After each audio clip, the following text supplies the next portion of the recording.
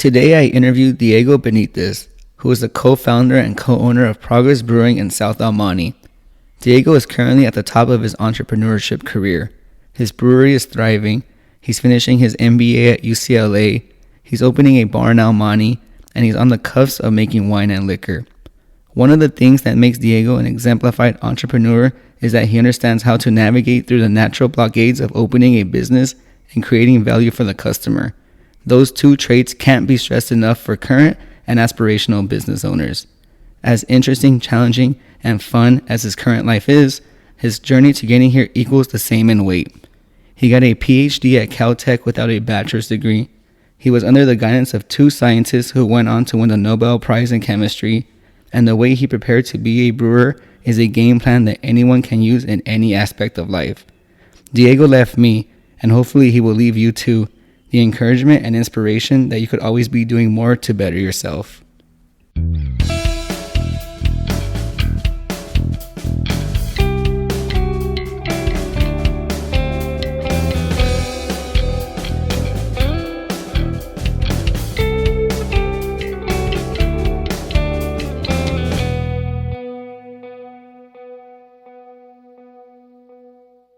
Hey everyone, my name is Nicholas Aguirre. Today I'm with Diego Benitez. He's the co-founder and co-owner of Progress Brewing here in South El Monte, where we are also doing the interview. I just want to thank you and appreciate your time for coming on to the show today and for providing my audience your wisdom. Thank you for inviting me. I feel honored to be part of your podcast and share my story to hopefully give back to the Latino community and show them that the path is there and it's just for them to take. Before we begin to your academic career and Progress Brewing, I want to start off with your background because I believe you have an incredible background. First of all, where did you grow up? So I was born in Mexico City. I grew up partly also in Mexico City, although we tended to move quite a bit within Mexico. For example, I spent some time in Yucatan. I spent some time in Michoacan. Where else were we? Those were like the longest times, but we'd always kind of go back to Mexico City. And I lived in right down from a really nice volcano, the Ajusco, and so it was always kind of nice to go back home in the winding roads, climbing up the volcano. And I also read too that you're from a family full of entrepreneurs. Yes, so I think everyone, since at least I can track back, they all were entrepreneurs. I guess back in the 1800s, entrepreneurship was seen a little different.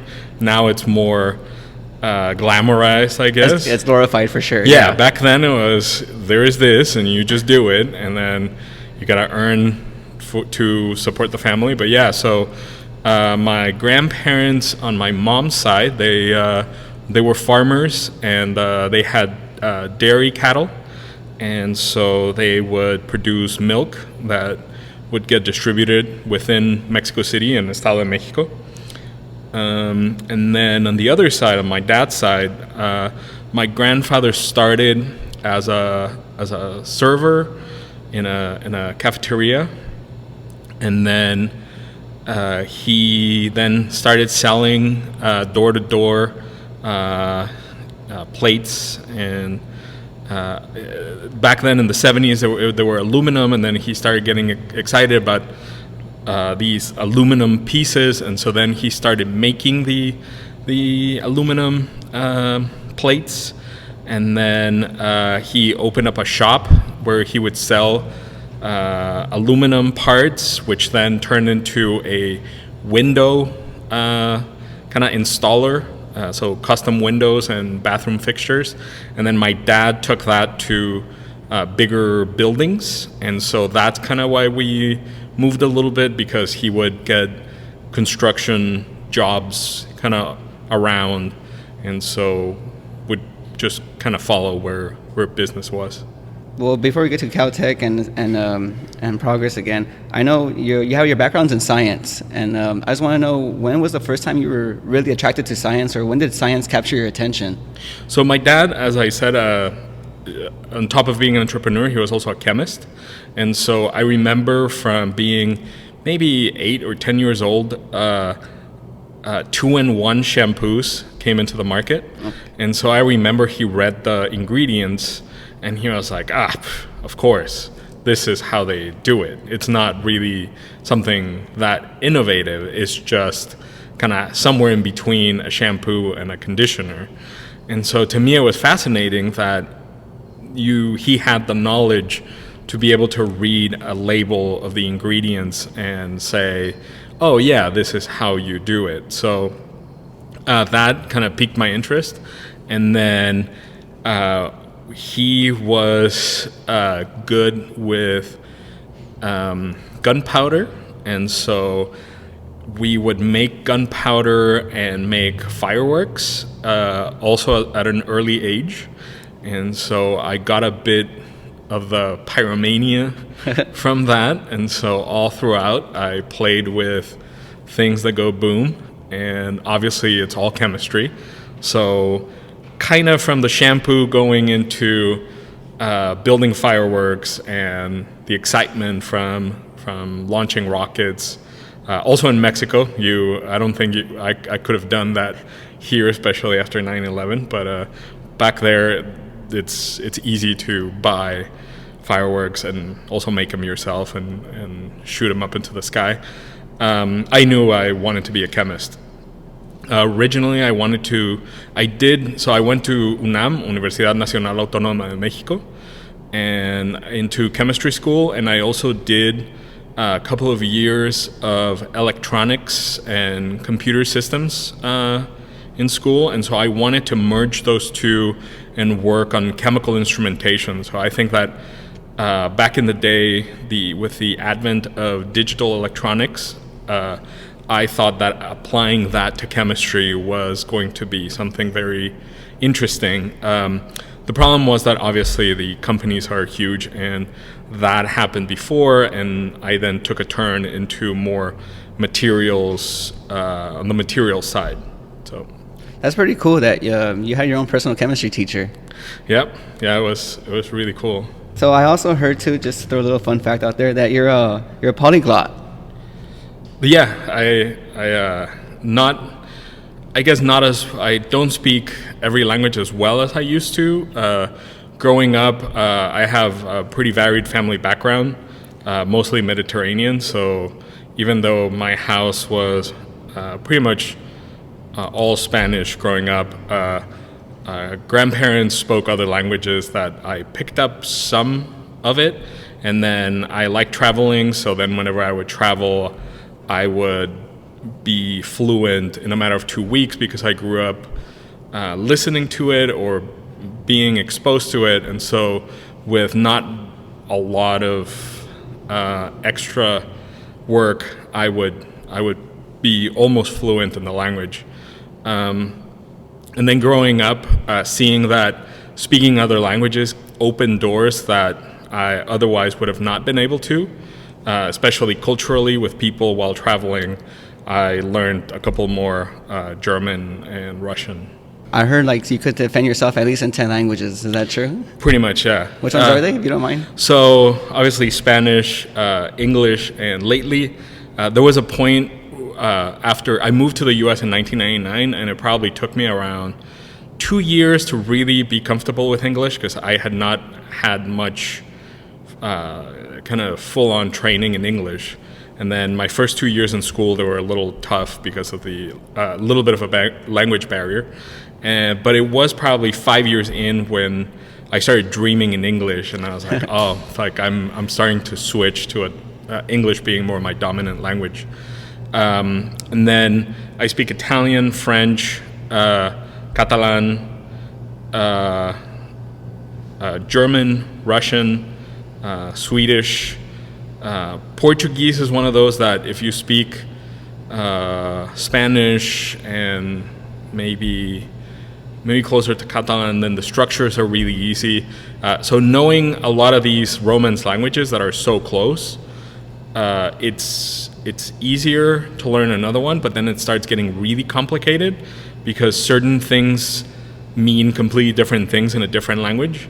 And so it's sometimes hard to keep track which one's which, and if you don't use them, you lose practice, and then it gets quite tricky. So sometimes I like traveling in Italy, and then I'm trying to guess, is this in Catalan or is this in French? Yeah. Well, what advice do you have to people who want to learn another language or multiple language? I know if you look today, Duolingo is really big, Babbel is really big. Back in the day, Rosetta Stone was big. I feel like there's a high turnover. People say they want to learn a language. The first weekend, they probably get intimidated. So do you have any advice for people that want to learn another language? I've actually been surprised by how the low stickiness of languages in the U.S. and people that live here. And so, for example, I've heard people that take 8 years of Spanish in high school, and then I try to speak with them, and it's like complete, and like nothing comes out. And so, discussing with Kevin, the other owner of Progress Brewing, he's one of those. He took a lot of years of Spanish, and then when I met him, he couldn't say a word. Now he says only the bad words. I think that in all these systems, language instruction systems that you've mentioned, I think they try to teach you the basics of the language as an entity and not as the use that a new language gives you. So I think that there is a big divide between knowing the language and being able to use the language. And so I think that the best way to learn the language is either travel into the country and immerse yourself and read the list, like the 10 most useful phrases in X language or Y language, and actually use it. I think there is a difference between knowing vocabulary words, for example, that you would learn in a lot of these systems, or knowing how to say a few things, and actually having that language be useful to you in an everyday scenario. And you're going to mess up, and it's not a problem. I remember when learning German and being in Germany, I would think what I was going to say for like 5 minutes, and then I would approach the store clerk, and then I would say that, and then they would reply with something completely different that I did not expect, and I wasn't really understanding, and so I had to just play dumb and put my face of what, and then I'm like, oh, okay, well, here's the tourist. Yeah. But it's a lot of trying and actually using the language. I guess that's my point. Like, you have to, that knowing a language is not only knowing some words, is actually being able to use it. And I think that traveling is the best way of using it. Also, probably dating someone that speaks the language. I hear that a lot. Yeah. Yeah, that was probably another easy way. I used to live in Spain, and I noticed that all the Spanish women would date people who's like from Britain or from America, because they spoke English, and then their English improved tremendously. English is such a high commodity in Spain. It's not very widespread that people speak it, and so and especially they speak it bad enough that it's almost unintelligible when Spanish people speak it. So that's perfectly normal. Yeah. Yeah, I just want to emphasize the whole find another significant other, because that's what I know. That's what a lot of people did. And when I would travel, I asked people, "How'd you learn the language so much better?" They would say, "Because of my girlfriend or boyfriend." Yep. It's usually from friends that I have done it. It's usually trying to understand your mother-in-law. Talking bad about you. So I want to transition to Caltech, because I think that's an interesting story. So I think the most interesting, there's so many interesting facts about your days at Caltech. The first one I want to talk about is how did you get to Caltech without having a bachelor's degree? So I guess not a lot of people know, but I never got a bachelor's. I was working towards a bachelor's in Mexico City at UNAM. And then I was in the beginning of my third year. and I wanted to go abroad, and I wasn't sure where to go. And so I was thinking either somewhere in the East Coast or somewhere on the sunny West Coast. And so obviously the weather was much better here. And so I traveled to check Berkeley out and UCLA out, because UNAM had exchange programs with both universities. So I wanted to see the areas. And then I decided to go to UCLA, but in anticipation, I try to look for a summer job in the Los Angeles area. And I found a undergraduate research job at Caltech. I applied, I was accepted, and then while I was working through the summer, my research advisor asked me, like, what's your plan? And so I had a project that was supposed to last, I think it's 10 weeks. It's usually similar to a quarter. And I think I was into the third week, and I had finished everything. Pasadena in the end of the 90s was a terrible place to be as a young person, because there was not nearly the things that are now. Now is a much better town. Back then there was literally nothing. And so I did not have a car, I did not know anyone, so I just pretty much went into the lab every day from like Monday through Sunday, and I probably put 12, 14 hours every day. And so the work that should have been done in 10 weeks, by the third week, I was done, and I told my advisor, like, I'm done, like, here's my report. Yeah. And so he was like, I gotta give you something new to do then. Was he mad that you finished it that fast? Not mad, but he didn't expect to think about something to do with me that early. And so I proposed something, like a different way of looking at what I was looking at. And it was looking at the shape that brain neurotransmitters adopt in different conditions, to try and model how they are actually shaped inside the brain. And so I had already looked at a bunch of neurotransmitters by the third week, and it was using a nuclear magnetic resonance, so similar technique to MRI. And I like working at nights because the machine was used during the day for more routine things, and I needed it for longer time, so I would work at night. And so I was able to get a lot of time in the instrument. And so I was done early. And then I did the second part of the project, and it was categorizing the shapes of the neurotransmitters and the different types of environments. And so he loved that, because in Mexico we did not have the level of instruments that you have in the US. And so I believe that here in the US people are trained more to use instrumentation as a black box. You stick something, you press a button, it spits out a number. Mm-hmm. And in Mexico we had extremely old instruments from like the 50s that you had to not only calibrate almost every time you were going to use them, but many times also fix them. And there were no replacement parts, so you had to figure out how to fix an instrument kind of almost on the fly and almost tie it with little wires. And so everything here was easy for you, because compared to the equipment you had to Mexico, right?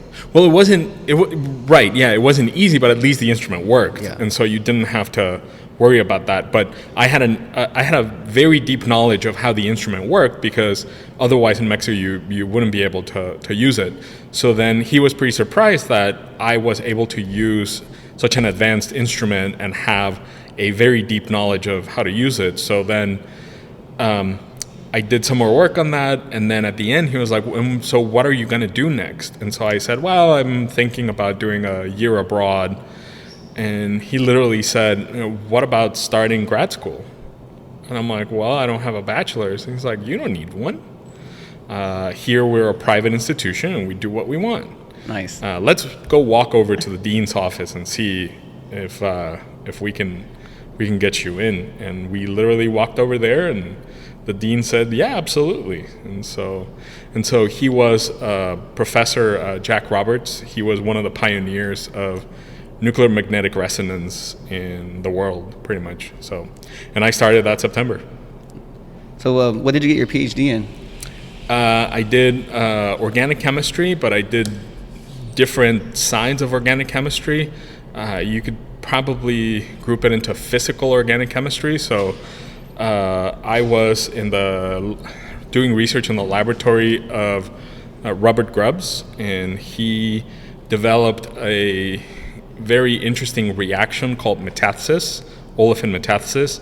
And what it does is that it exchanges carbons in a double bond, for anyone that knows basic chemistry. And so I joined that laboratory. I had already known since Mexico of the reaction. It was extremely powerful and it was extremely interesting because it was sort of like magic. People would just combine things at that point and didn't know exactly how it happened.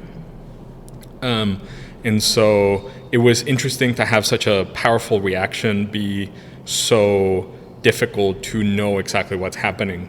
And on the day that I arrived, they had discovered a much more active and better system of doing this reaction. And so I pretty much rode the wave of the kind of high-end discoveries in this field, which culminated in 2005 when he was awarded the Nobel Prize for the applications of this reaction. Also, too, your two PhD advisors, they were Nobel Prize winners, correct? Well, from my PhD advisors, one, and then I did a postdoc at UCLA, and he's also a Nobel Prize winner, yeah. Sorry? How did it feel to be a student for, at the time they had not won the award, but I guess after the fact, how do you reflect looking back that you were a student under the guidance of these two people? Oh, it's fantastic. I think part of it is the recognition that the part of the enormous body of knowledge that made kind of the Nobel Prize, enabled the Nobel Prize, I had like a tiny bit of contribution to. So it's great to be part of a pretty decent sized group, because these are things that are worked through years and years of knowledge that kind of result in discoveries that are that deserve the Nobel Prize. So it was really cool to be one of those little grains of sand that contributed. What project was that? The one I think at UCLA, right? You worked on the project. You were part of a project that won the Nobel Prize. Yeah, well, that was probably 20 years of work, and I was there for about 3 years, and the Nobel Prize was awarded for nanomachines, and so nanotechnology and things that move in some useful way in the nanoscale. And I worked on characterizing the kind of physical forces that help have these nanomachines move the way they do. Yeah. And after your PhD, that's where you went to become a researcher, right, at UCLA? Yeah, so I had an appointment at Caltech as a researcher, and I was working at a center called the Materials Simulation Center. And so I would be working on the systems that were being developed at UCLA, but I would use the techniques and theories developed at Caltech to study them. And then after becoming a researcher, after you finished being a researcher at UCLA, that's when you opened your first company, right? Or that's when you started your first business? I joined a very early technology angel VC fund. They had some money and they wanted to invest it in kind of nano-related medical technology. That was the main point, and so I would be the scientist that would evaluate these technologies. The problem was that a lot of my suggestions were overridden because I think I understood that most of the money was already kind of talked for, and so it wasn't a great time. But I did meet some great people, and I had the opportunity to actually jump into. I was actually part of starting one of the companies that on medical devices that just got FDA approval that I'm really proud of. And then a year later, I actually participated fully in starting another company that addresses antibiotic resistance. And that one I actually worked for as a chief technology officer, developing the technology, the intellectual property, the patenting strategy, and kind of like the body of knowledge that would enable the technology to be useful. Was that is that company called Amicrobe, correct? Yes, that's Amicrobe, yeah. So you were like the co-founder of that one? I was a co-founder, yes. Okay. So how did you make the leap from Amicrobe to Progress Brewing or to craft beer? So Amicrobe was a kind of very narrow a narrow objective of developing a type of materials that we have on our skin. They're natural materials. They're called antimicrobial peptides, and it is the first line of defense with your skin, which the skin acts more as a barrier. But it's pretty much like the poison that is on our skin for any bacteria that falls on your skin. These peptides would actually destroy it. And so it's kind of like you can think of it as soap. We have like permanent soap on our skin that helps us against bacteria and other invaders, viruses too. And so what we try to do was and so these peptides are really, really complicated. They're extremely complex, and people think that it's because of the wide variety of pathogens that we get exposed to. So we thought, how simple can we make them while they're still active? And so we looked at several libraries of these peptides that other people have characterized, and we found that there were some patterns that were repeated. And these patterns and I use the word soap because these patterns are kind of like soap. They have a charged component, and then they have a hydrophobic component, like a fatty part and a charged part. And so we started making some of these, and that's kind of where my chemistry background came in. I was tasked with being able to make these peptides that look quite complicated still. They're not as complicated as insulin, but they're still a peptide. They're still made out of amino acids.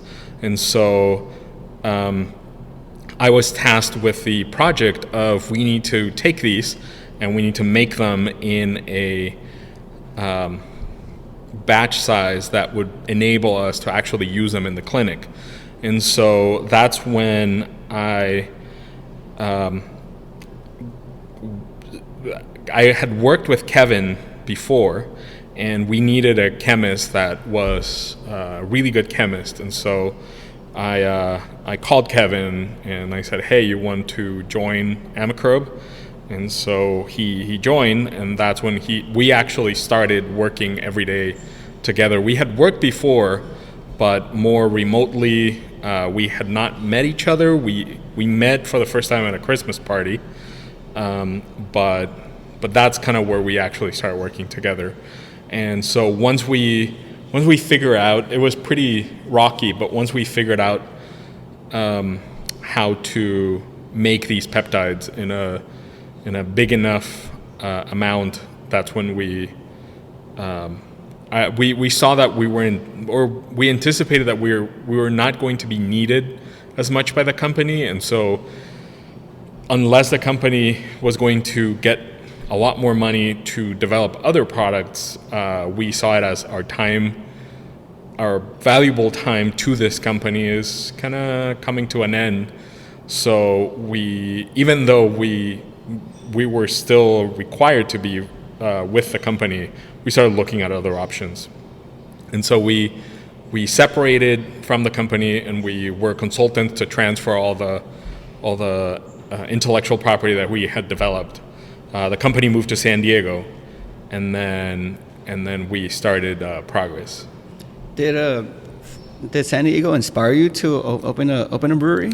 I wouldn't say inspire, but it validated what we had thought, that craft brewing was on the rise. LA was late to the party.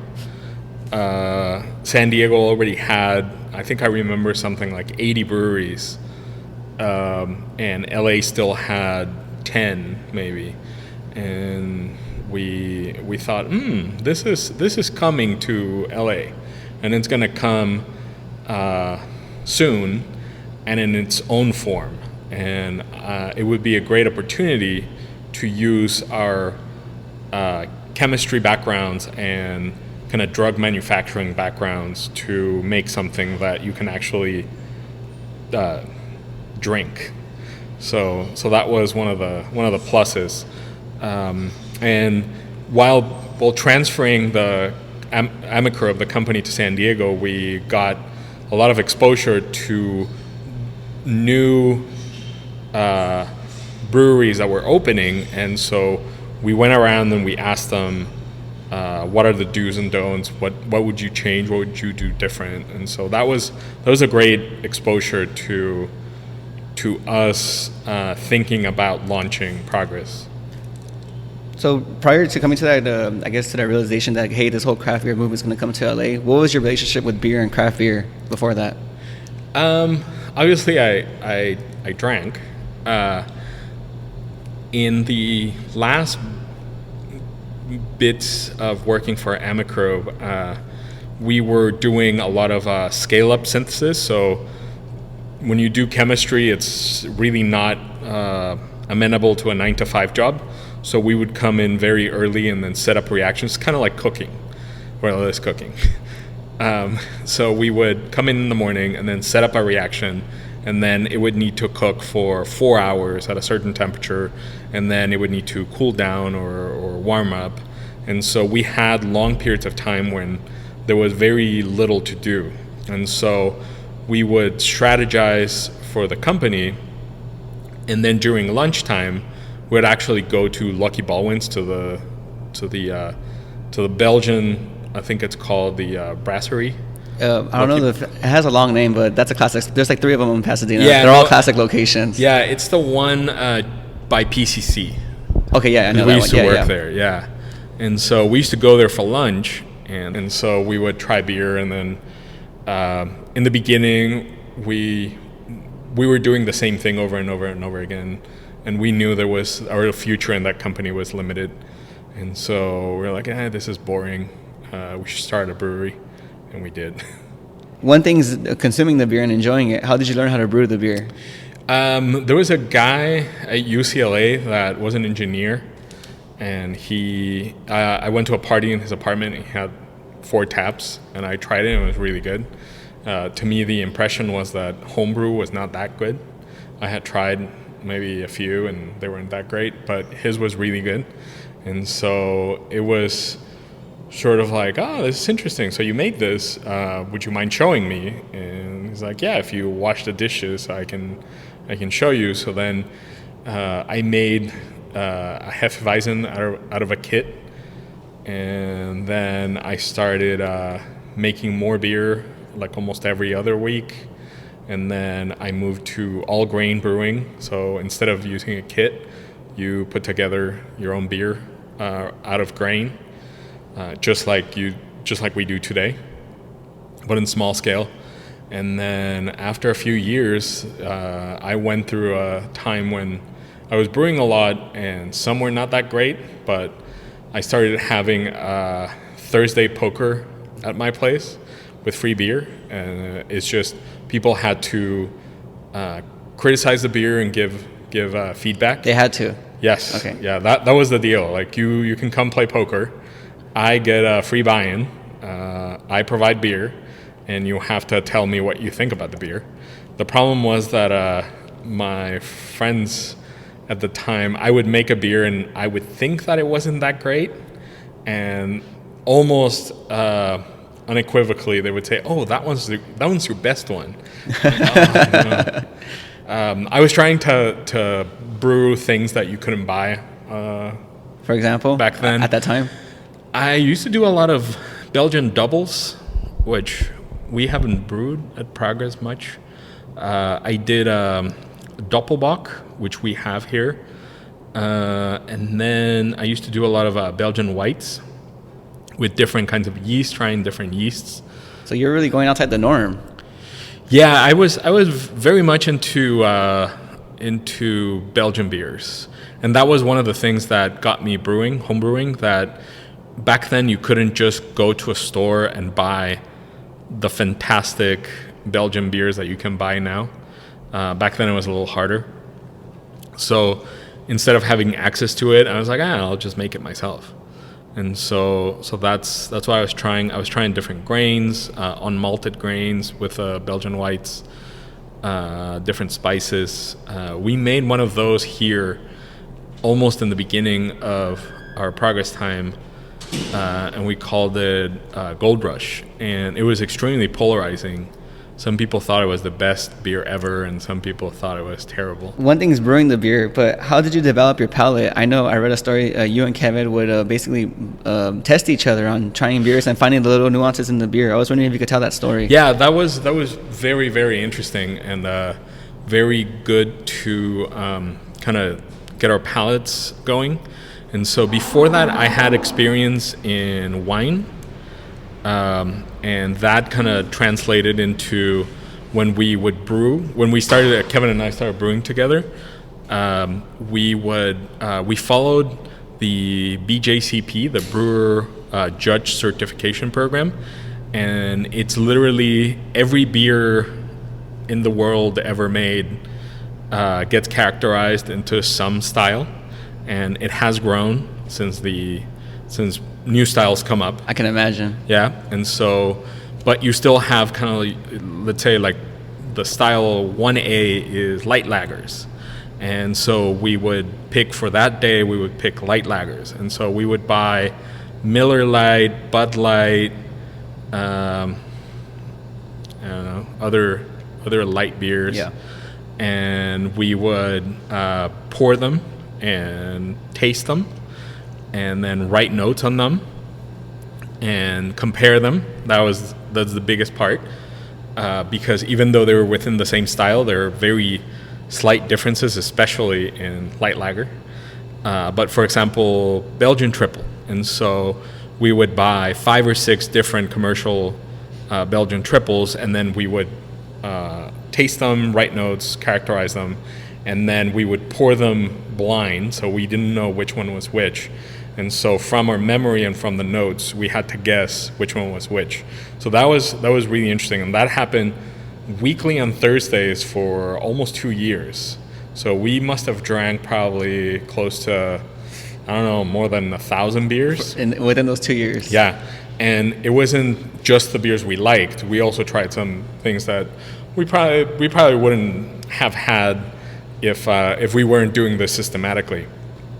But that really not only opened up our exposure to I guess not very common beers, but it also developed our palate to be able to taste the differences in beers. At that point it was commercial beers, and then obviously when we started brewing at Progress, it was to help our own beer production. At what point did you start realizing, I'm starting to taste the subtleties of these beers in each category? Very early on. I think from my experience before, I had a decently developed palate. There is like another certification for wine called WSET, Wine and Spirit Education Trust. And so there's 4 levels, and I am level 3, and hopefully next year I'll be able to complete level 4, and that's the stepping stone to Master of Wine. And Master of Wine, there's only, I think, about 120 people in the world.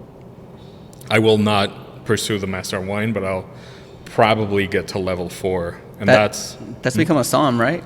A sommelier? It's a different thing. SOM is I think it's more challenging than being a somm. Okay. But somm is specifically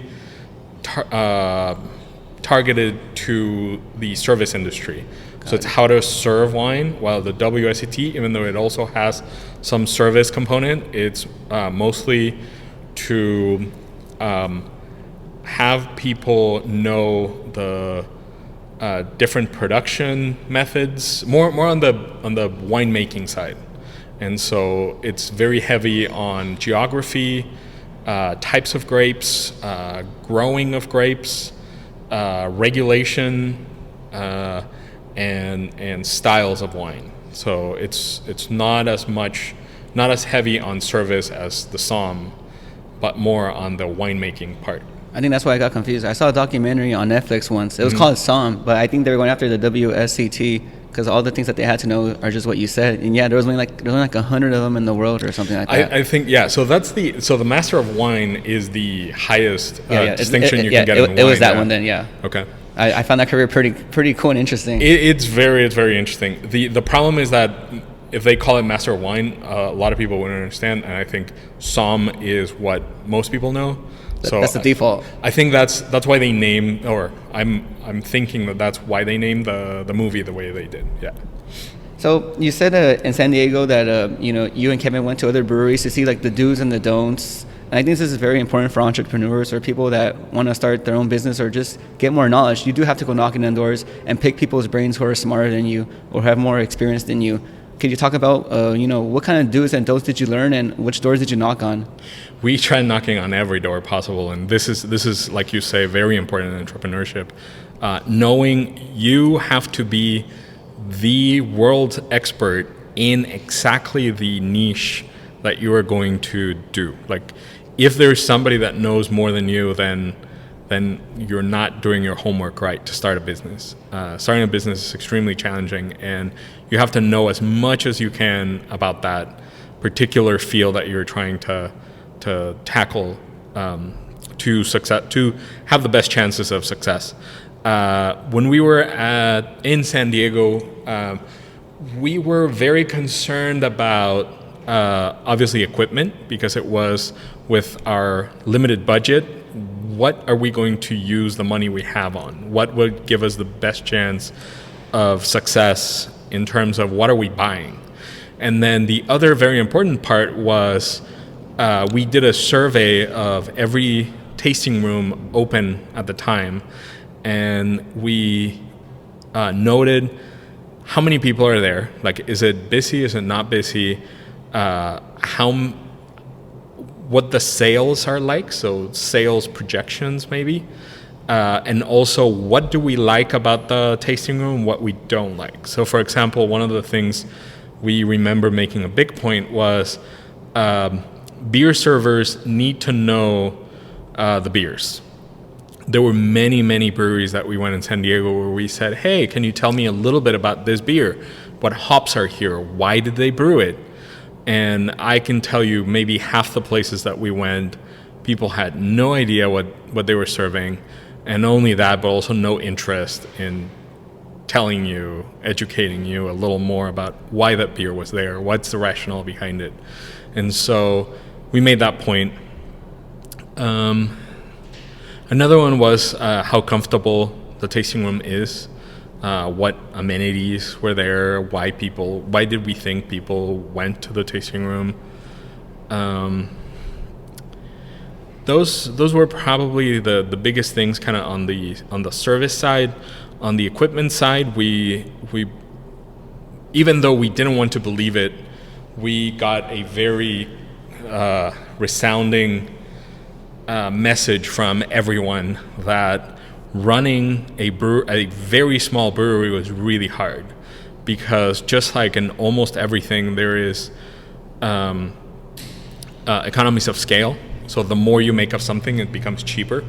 And so we were told constantly, like place after place we went to, and we asked, you have to make around 300 gallons of beer per batch if you want to make this profitable. And so 300 gallons turns to be a 10 barrel in barrels or in brewery numbers. And so we only had money for like a 3-barrel.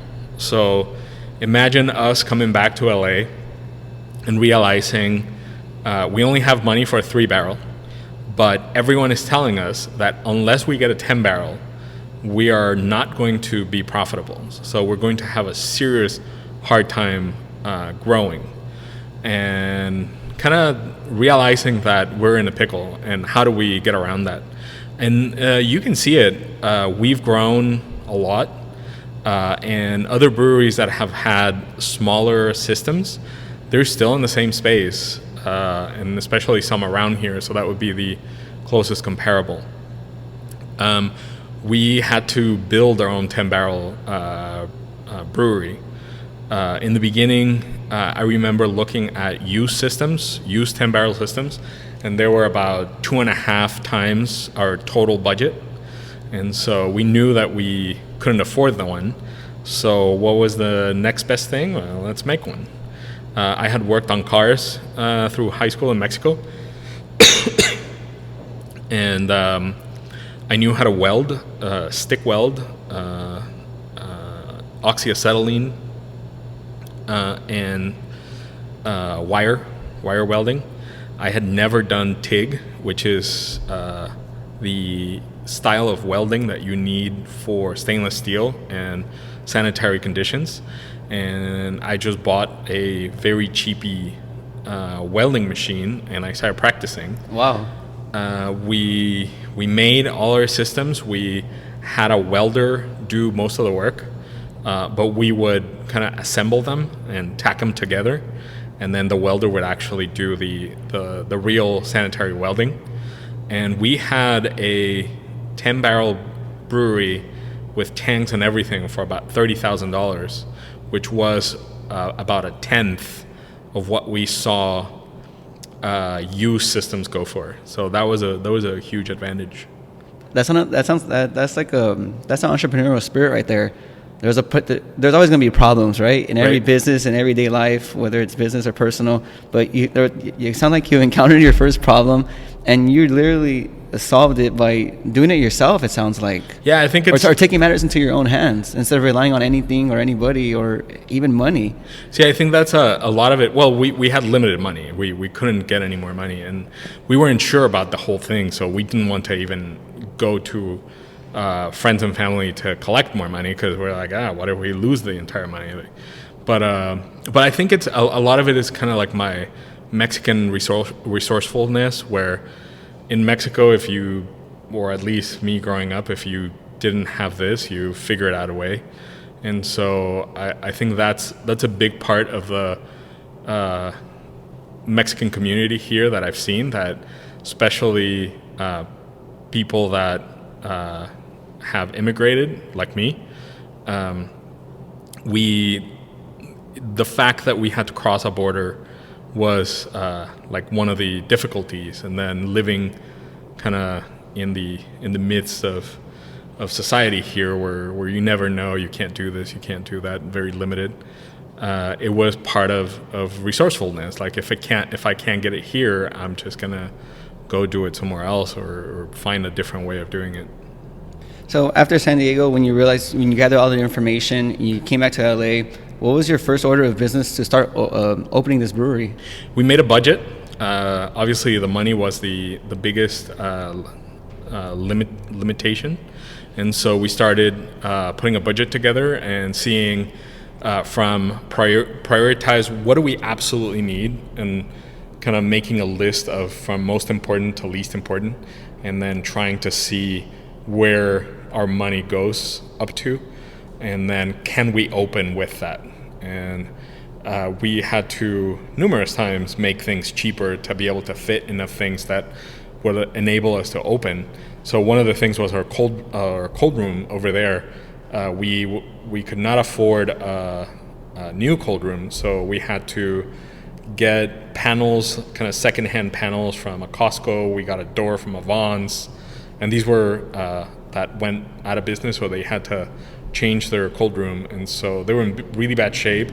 But then going back to my car working days, we refinished them with automotive paint, and then we built a cold room for about $3,000, and it's a almost 800 square foot cold room for that little, with the compressor and the diffuser fans and everything. So it's kind of trying to make a budget, seeing how much your money is going to get you, and then is this really a good idea still, or can we not do it? And then trying to find ways to make it cheaper.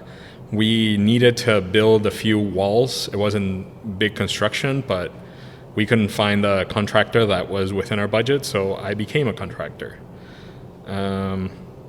We couldn't get tanks that were within our budget, so we built tanks. And we've never had a problem. They never had a leak. Now we bought an actual commercial system, but now it's semi-automated, so it's a lot easier to brew in. But we still went for, I think, 3-something years on our home-built 10-barrel brew house. That's what I really want to emphasize about you. I have it right here in my notes too, that you went to get a California contractor's license. Yep. You know, a lot of people, I feel like, and a lot of people in those situations will either be like, we're screwed, or let's get into more debt so we could pay for this. But it sounds like, there was a problem and you solved it the most economical, logical way possible. And I think that's, that reflects who you are as an entrepreneur. Yeah, being an entrepreneur, I was just asked what are the real skills of an entrepreneur, and even though you should know some finance, some marketing, some strategy, I think the most valuable ones are being resourceful, being able to put up with a lot of risk, because obviously launching something from scratch it's very risky. Most of the times you're either on your last buck or you're using somebody else's money. And so you're entrusted with a lot of responsibility, and so making the best decision possible takes a lot of trying to look for the best outcome. And many times you have to do things that you didn't think you would end up doing, but it's just what's the next item on the list and how do I tackle it. I definitely know what you mean by what you said. Like, sometimes you just don't know what you're going to end up doing. I used to work for a startup in Monterey Park where the idea was to bring reusable bags to the market before this even blew up, before being eco was cool or anything like that. And I remember there was times at the office where we were doing some unorthodox things, because that's just the life of a startup and an entrepreneur. You just never know what you're going to have to do to get to the next level. Right. Big companies have designated roles. In a small company, there's not a lot of people, so you just got to do what you got to do, and this is the next thing on the list, and so you got to find a way to do it. Definitely. What made you choose South El Monte? And I have to say, I'm happy you chose this. I'm from the San Gabriel Valley. I have pride in the 626 area, so I just want to say thank you for coming to South El Monte, to San Gabriel Valley. But a lot of these breweries have opened up in Torrance, and downtown LA and other areas. What made you come to the 626, to the San Gabriel Valley? It was in part, I wouldn't say an accident, but it was a great accident. We were in Pasadena, and so we were looking for places to open, and we looked at many cities. We needed, again, budget constraints. We needed somewhere where it wasn't that pricey to open up. And I remember looking for places that were not big companies were in the city, like city of industry, let's say, where you have enormous companies. South El Monte has more kind of small business type style of companies, and South El Monte was probably, I would say, the first city that when we talked to the city, they were not 100% positive, but they were receptive. They said, yes, absolutely, we'll work with you. And so that was a huge part, kind of like the vision of the planning department at the time. Again, a little cheaper than other places, and easier to get in. And also the location. I think it's an amazing location. And I've been trying to move to live in the city, but it's been hard because of the housing prices. And I think it reflects part of where it is. It has the 60 freeway, the 10 freeway, Rosemead Boulevard, the 710 is not too far away. Los Angeles is very easily accessible. You're still within kind of reasonable driving times, even with traffic, from pretty much anywhere. So you're right in the middle of a lot of things that are happening.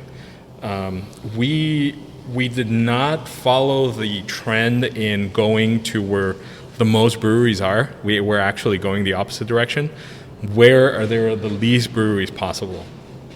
And so I think it was a fantastic place to end up. So even though it wasn't like we want to, like from the time we want to end up in South El Monte, I think it was a fantastic place to end up because we've done pretty well, and there's a lot of residential around, and we still hear it from people. It's like, oh, I didn't know this place existed, like South El Monte.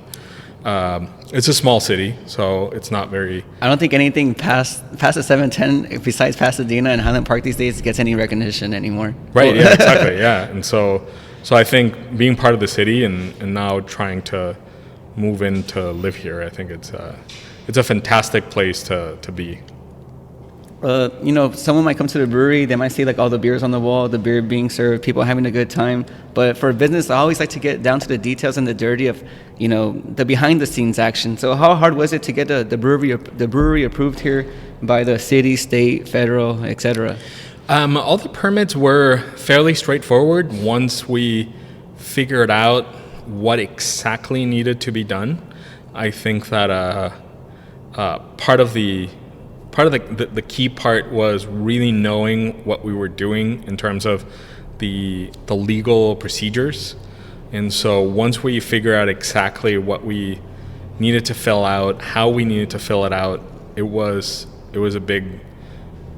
a lot quicker than in the very, very beginning. I think in the very first days, we tried going to government offices and asking for guidance, and they were not happy.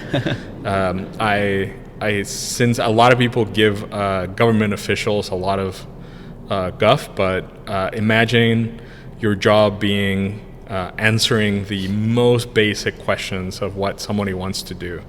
And so we understood that they're also kind of human, and if you're trying to do something, kind of read up a little bit about it and fill things out correctly. Don't have them correct everything you do. And so the moment that we researched what needed to be done and how we needed to do it, and then we came to the government offices and said, here's this, here's this, here's this, and they're filled out as much as we could, it was night and day. And so I would recommend anyone trying to get something done to really understand what it takes and what needs to be done, and then go to the government offices as prepared as you can, so that it's in your best interest to know as much as you can out of that, because these people handle applications all day, and it must be frustrating to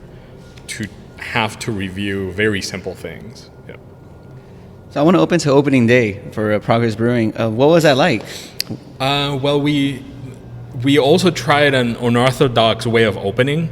A lot of breweries create a lot of noise, and then you don't have things perfectly lined up, and you have an operation that has not been tested for bandwidth, and then you get all these people in, and then everyone complains that things weren't right. And so we knew about this, so we try to go as low-key as possible to test our, not only the beers, but also the basic operations of the brewery. So we put a sign outside, and we opened on a Thursday, I think it was 29th of September of 2013, and we must have gotten probably 4 customers because we made $20 that day.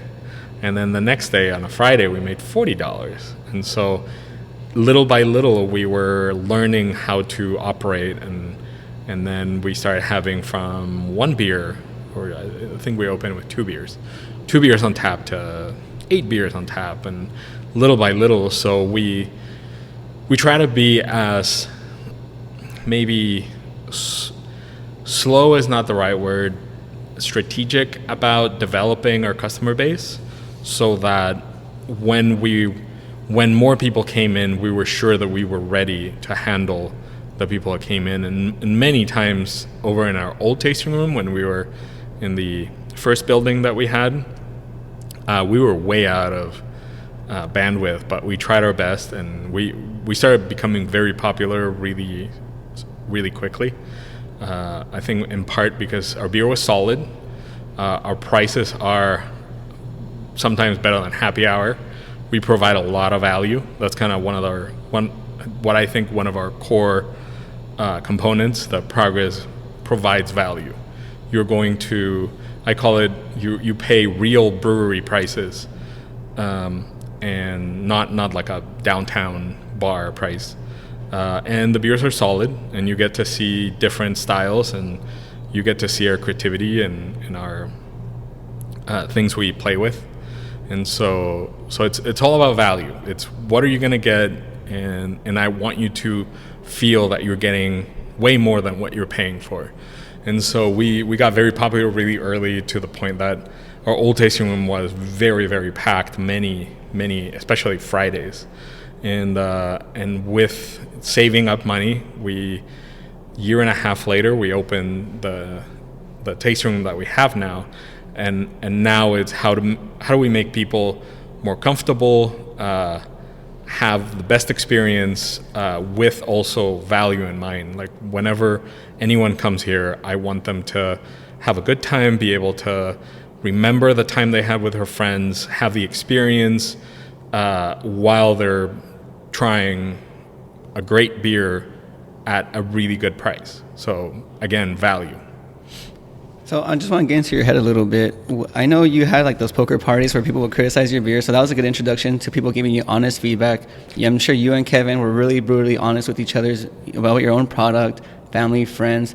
But when did you actually realize, you know what, that the public will like this beer and will come back to buy it? Did you like ever have like a test or a testing period, or any feedback from the general public that this could sell? Absolutely.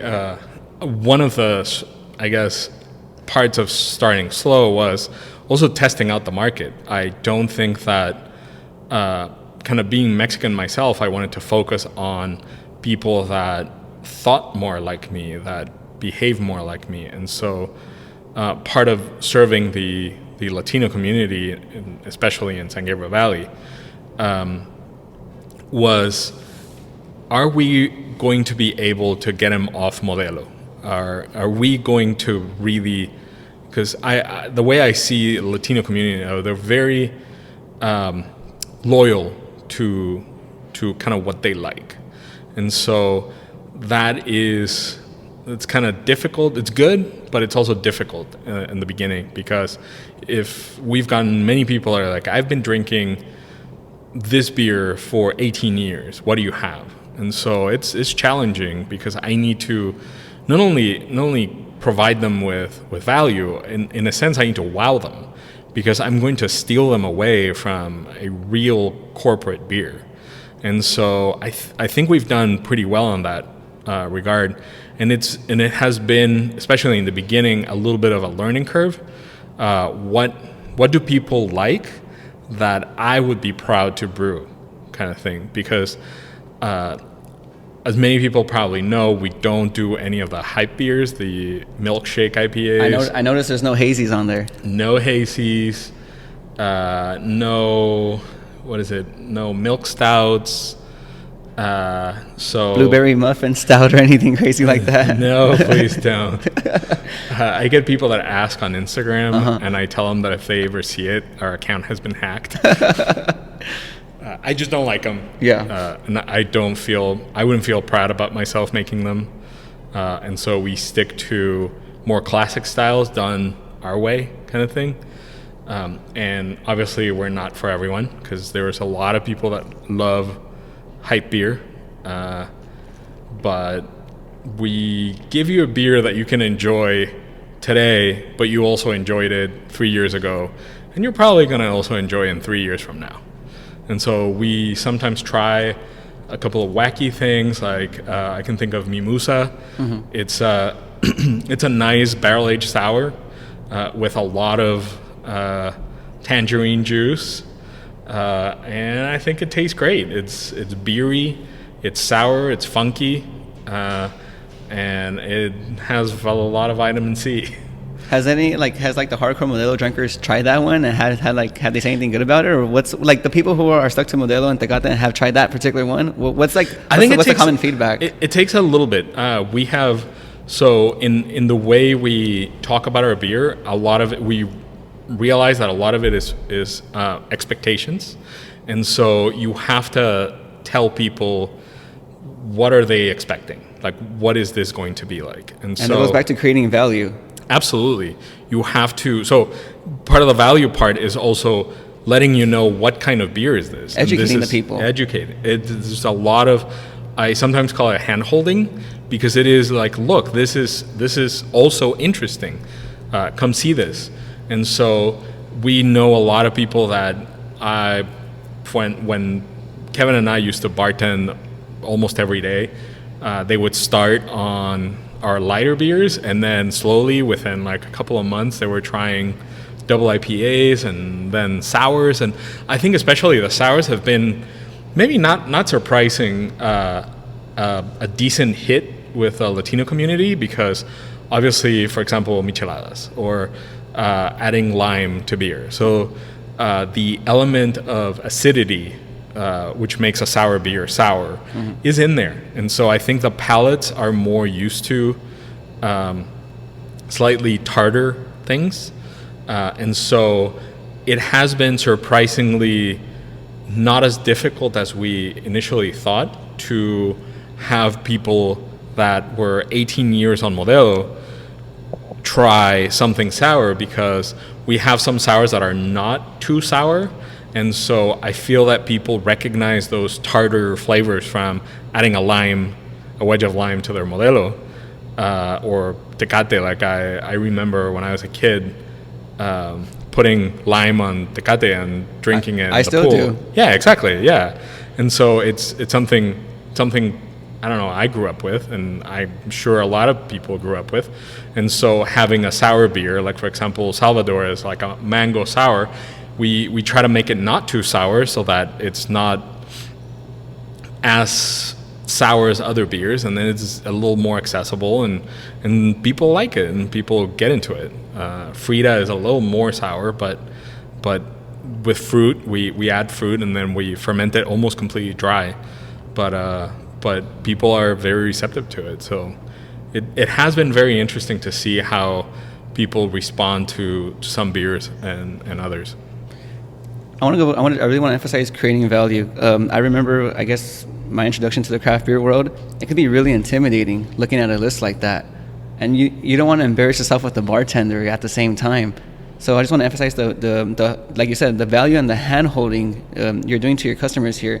I could literally imagine someone, I think I've been in this situation too, where you might start off with a blonde or a light beer, and 2 or 3 beers later on, you're going darker, and you're going sour, and you're going a little bit more IPA. So I just really want to emphasize that you bring comfort to your clients here, that they're not going to be embarrassed, or they're not going to get overwhelmed, or they're not going to feel stupid about choosing a beer. I think that's pretty cool. Yeah, and we try to tell all our bartenders to actually, that is a key element of our business model, and it's extremely important to actually help people through the menu. We usually, somebody asked me today, what's your specialty? And I said variety.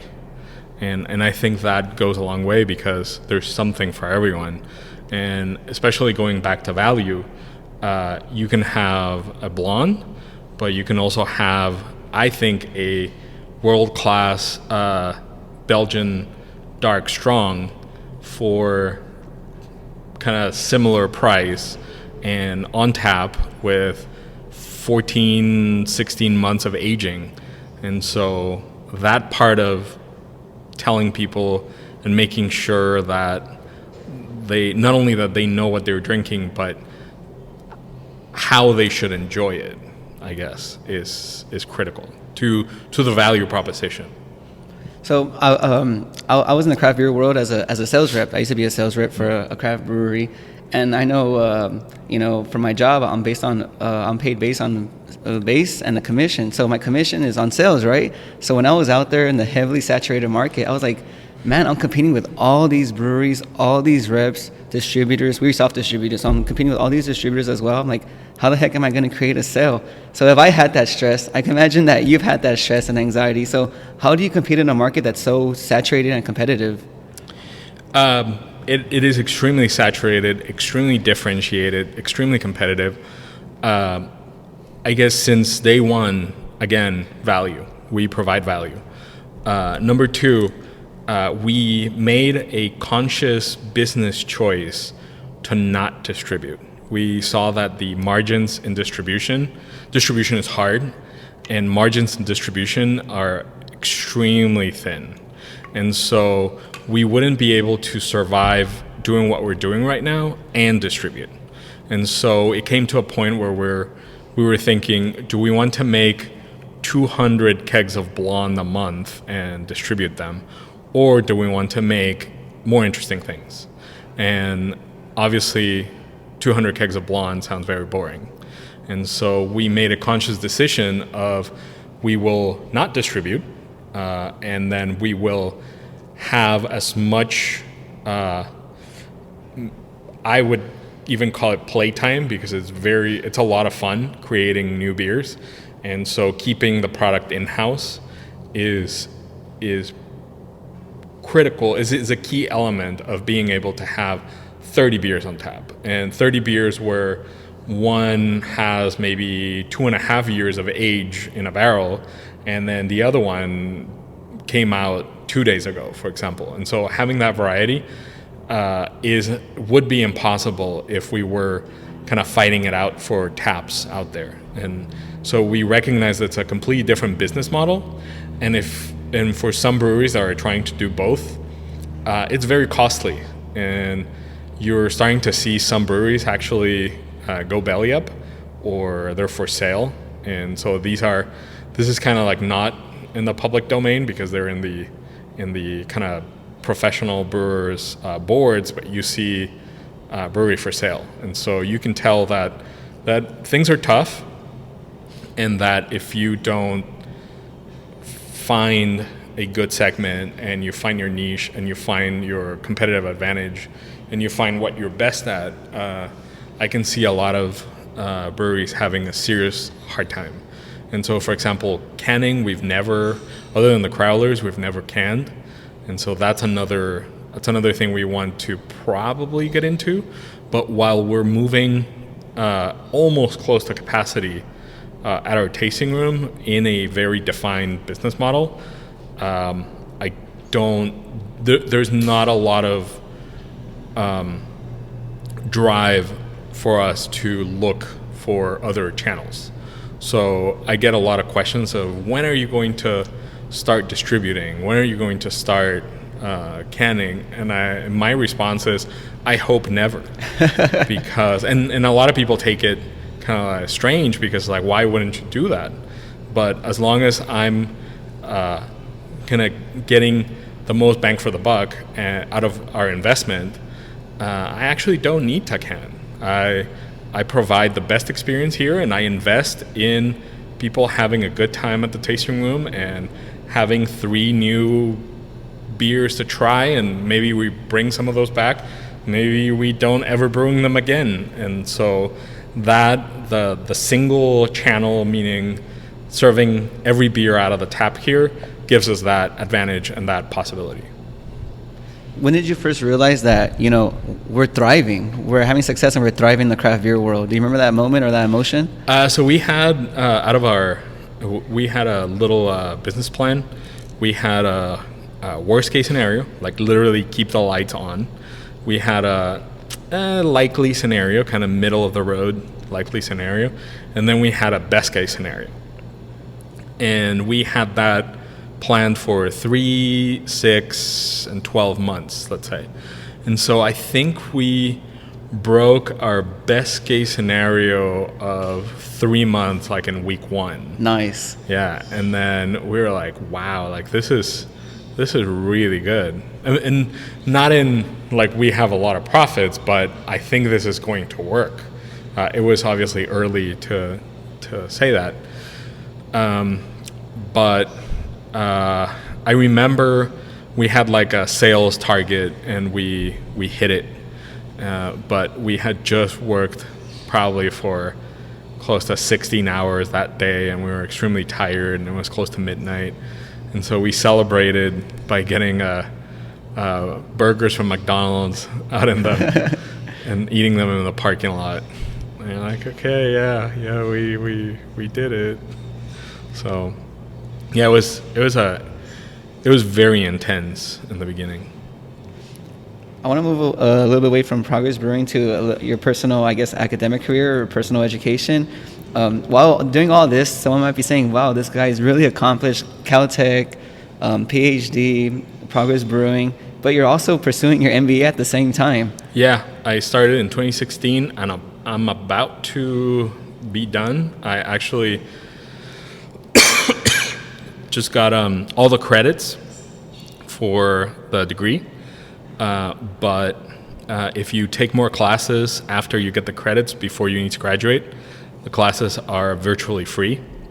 So I'm taking advantage of that, and so I'm taking 3 more classes this quarter, but I'm graduating in June. So it's taking a lot of time, a lot of money, and a lot of stress, but I'm almost there. I know you've heard this question probably a dozen, probably hundreds of times. Why would you pursue an MBA at UCLA while operating Progress Brewing? My half-joking answer is so that I know what I'm doing. It has taught me a lot. I think that from my family background and just kind of my exposure to business, I had a good intuition of what was a good idea and what was not a good idea. And I think that reflects in Progress's growth in the time that we've been open. But I guess after the MBA, I can now tell you exactly why something was a bad idea or why something was a good idea. And even though it may sound a little academic, a lot of the learnings are very applicable to kind of everyday life. I'm in a full-time, fully employed program, so I am with people that have jobs. And so the view on the MBA is slightly different from the traditional MBA. So here I am going to classes with people that work for Sony and Google and YouTube and McMaster-Carr. And so there's a huge variety of industries. And so everyone brings their experience to the class. And so, for example, we might have I was taking a class on marketing strategy.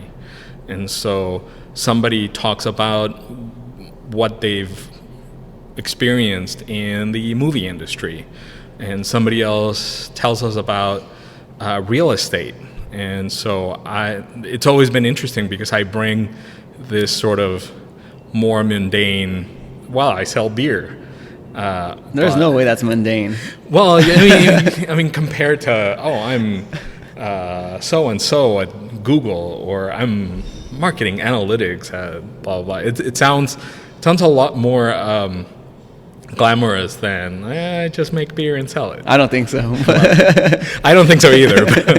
But it's a really interesting take on being closer to the customer and learning more from like the trenches. And so it has had a great impact in, I guess, the way that Progress is run. I just took a class on accounting, and even though usually accounting is extremely boring, it was cost accounting. So we've looked at all of our costs in a very different way, and so we are better equipped to actually see what sort of prices we do and what beers to brew and what beers not to brew and where to cut, but also where to invest. That's probably the biggest part. Fun fact, I'm reading a book on financial statements, the balance sheet, cash flow, and income statement. And for some reason, I do not find it boring. I think that just reflects a lot about how I have changed as a person, for sure. Because I know 5 years ago, I would have not picked up that book. It's a learned attribute there I find it really interesting. I don't know why. Like I said, it's just, I guess it talks about my maturity and my level of direction where I'm going. But I find it interesting. Yeah, of course. Yeah, it's for everyone. I took a class on forensic analysis of financial statements. That was great because we got to see where everyone cheats, and so we looked at like Starbucks and like all the financial gimmicks that they have in their financial statements. Nice. And yeah. American Airlines and Tesla, how close to a financial cliff they are, and they try to hide it, and it was great. Yeah. See, now that's a class I want to take, or a book I need to read after the current book I'm reading. Yeah. I want to find little things like that.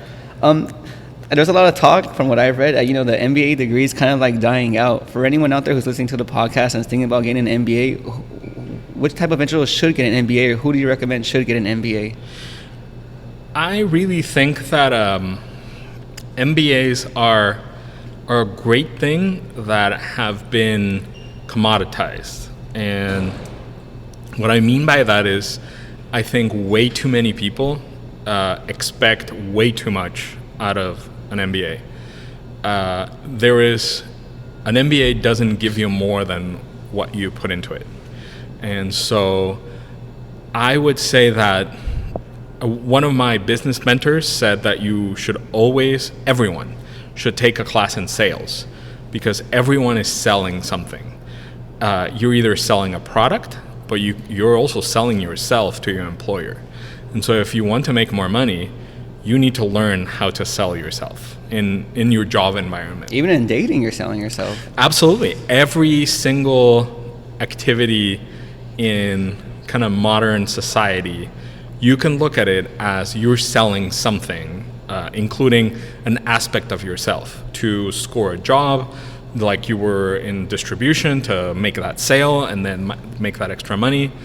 And somebody's job is not what the company tells you you're doing. Like your real job is not to make the products or the services that your company tells you. Your job is to take your boss's job. That's pretty much your job.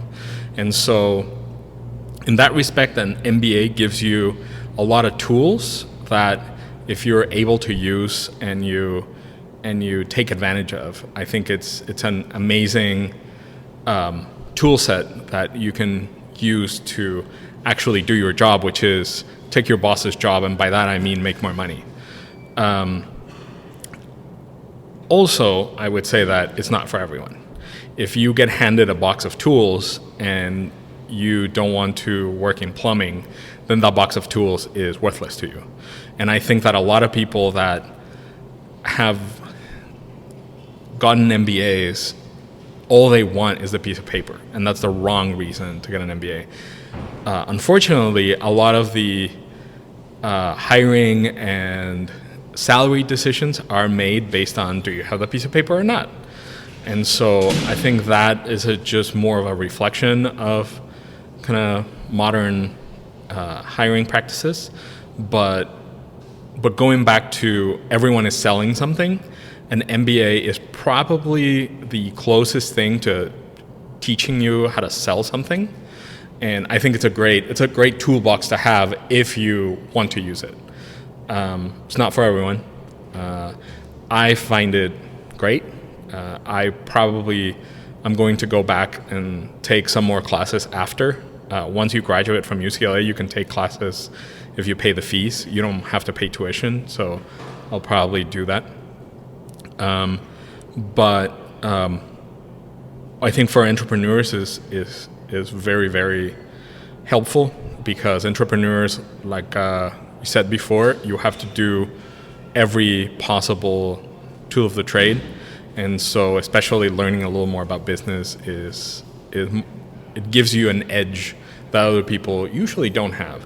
Not everyone understands costing, pricing, strategy, marketing. And if you have a little extra knowledge, then you'll be a little better at your business. They're usually expensive, not only in money, but also in time. So it's also kind of, you have to weigh that advantages of how much you think you're going to use them. But I think they're great if you do them for the right reasons. Could you talk about the bar that you plan to open in El Monte? Yeah, so for about 2 years, we've been thinking of opening another space. We were going to do it in South El Monte, but we were never able to find the right space to do it. So then we forgot about it, and we started doing other things, and then we started getting contacted by other cities around here. Baldwin Park contacted us. Cities in Orange County kept pinging us, but we didn't want to go anywhere far. And then one day, a developer came from El Monte and said, hey, the city is looking into opening places on Valley Mall to revitalize the area. Would you be interested? And so we were kind of done with the idea of opening a second location. And so I told them, well, these are the conditions. Like, we would only be interested if A, B, C, D happen. And then he's like, oh, no, I don't know. And then he left. And then probably like a year later, he came and said, I think I got it. Wow. So that was a whole, so from the beginning of thinking about it to when that guy came back saying, I think I have it, that was 3 years. 1 year. Oh, 1 year. Okay. 1 year. Yeah. And then I was like, okay, well, great. Let's do it. And so this developer is the owner of the building where we're going to be. And so he's going to be a partner. He's investing, and he's also putting in the building. And so we are putting in the operations, the menu selection. We will have some Progress beer, but not always, and not all of the beer. We're going to be a regular bar, but we're going to manage it very similar to the way we manage our current location. Very inviting, with a strong educational component. And we're going to focus on craft cocktails. I think in LA especially, LA has been a spirits city more than anything. There's a lot of people that drink beer, but there's also a lot of people that probably prefer spirits. There is tequila, there's mezcal, there's a lot of possibilities with kind of Latino influenced beverages. So we're going to try and do something similar with kind of our same similar type of operation, but in craft cocktails now in downtown El Monte. I also read too that you're going to start making your own wine and making your own spirits.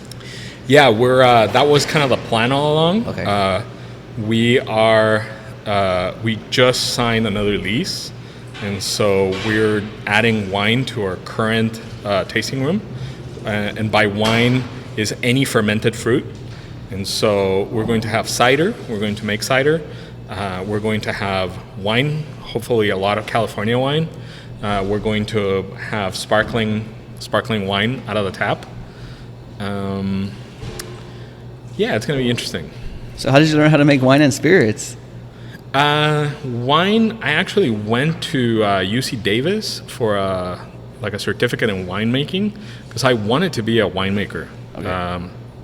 And I made wine at home. And I have some family in Europe that have a winery. And so it's actually not that hard. The winemaking, the hard part in wine is actually growing the best grapes. And so if you have access to good fruit, then the act of making the wine is almost, don't screw it up. Like, don't mess up the great work that you did at the vineyard. And so not having a vineyard, we're not going to have access to the best grapes, but obviously we have a little more flexibility in picking kind of a good value of wine, because wine could be expensive, and especially the really select grapes. So we're going to try and do something interesting where it's not as well known, some education to people also, and kind of give a similar feel for beers, but for wine. So I'm going to start winding down the interview a little bit. So I'll just have a couple more questions. Yeah. As a Latino, how do you feel you're contributing to the world of entrepreneurship and the world of craft beer? I feel the biggest part is in entrepreneurship, showing that kind of coming from Mexico, not being a citizen, and being kind of, I had a visa, but my visa wasn't in the right shape all the time. I had a lot of disadvantages, but in any case, I was able to kind of pull through and create a business. And so I feel like Latino community is also very entrepreneurial. You see it in East LA. There's small businesses everywhere. It's a normal thing. It's a common thing to open a small business and work in it. It's like what you said about your grandparents and your family. It was just it was common. It wasn't glorified or glamorized. Yeah, exactly. It's kind of what you do, and so I feel that I hope to be encouraging to other people, younger than me, older than me, Latinos, first generation, second generation, whatever, to kind of go out there and try it out. Like, you never know. If you have something you're passionate for, there's probably a way to monetize. And especially if you're good at something, you'll find someone that you'll find an opportunity to actually turn it into a business. And for all the people out there who are, who study chemistry or have careers in chemistry and probably don't like the typical route that chemistry leads them to, what are some alternative careers that you can recommend to people who are just jaded in chemistry? Well, or in sciences altogether? That's a really hard one. And I think that I like chemistry, but I've always said that chemistry is great as long as you don't have to eat from it. I think it's a tough one, especially recently. The scientific research has been, funding for scientific research has been cut dramatically, so it's even tougher. I don't know who in their right mind would study chemistry. I mean, it's great, it's super interesting, but especially how things are getting recently, I think it's a tough one to go. I love the cooking aspect, the making something out of different components. There's always pharmaceutical companies that are obviously hiring and that you can work at, but it's tough to. We're almost done. Yeah, but it's tough to kind of get it going.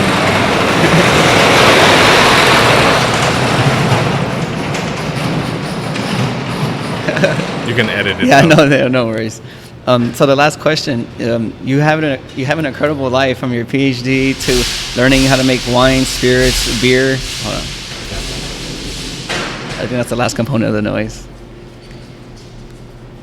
So you've had an incredible career. It seems like you're really, really busy. You're from your PhD, Progress, MBA, learning how to make beer, wine, spirits, opening another bar. Just a fun question. When do you get some sleep? And I just had a baby. Oh my goodness! Congratulations. Thank you. Which he's starting to sleep through the night. So literally, when do you sleep? I don't know. Or how do you do it? I went through a couple of months, especially last quarter, where I was getting probably 2 hours a night. It was tough. I'm starting to sleep a little better, so I don't know. It's just, I don't even think you know how you do it. No, I know. There's always a bit of room there, and you just kind of push through. It's kind of the same thing with entrepreneurship. You just gotta kind of buckle up and take the next challenge as it comes. Everyone, Diego Benitez, thank you. We're here at Progress Brewing, where I am definitely going to have a beer here. Thank you for being on the show today, and thank you for giving your time to me and the audience. Thank you so much for having me. It was a real pleasure.